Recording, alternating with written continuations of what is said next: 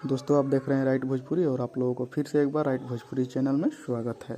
तो दोस्तों चलिए आज हम बात करने वाले हैं राइटर अखिलेश कश्यप के बारे में, जो कि खेसारी लाल यादव को बदनाम करके ही मानेंगे। तो चलिए बताते हैं कि हम ऐसा क्यों कह रहे हैं। तो आप लोग जानते होंगे कि पवन सिंह का एक गाना आया है हरी हरी ओढ़नी, जो कि दोस्तों इसी गाने के पोस्टर के ऊपर खेसारी लाल यादव को फोटो लगाकर, जो कि खेसारी लाल यादव के पुराने गाने को, और वह गाना है झगड़ा, उसी के ऊपर पोस्टर लगाकर फिर से रिलीज कर दिए हैं अपने चैनल से।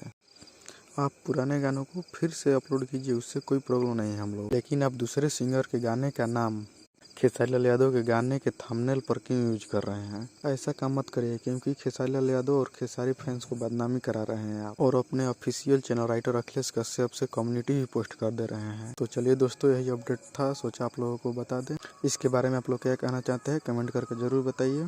तो चलिए मिलते हैं किसी अगले वीडियो में, और अभी तक हमारे चैनल को सब्सक्राइब नहीं किए तो सब्सक्राइब कर दीजिए।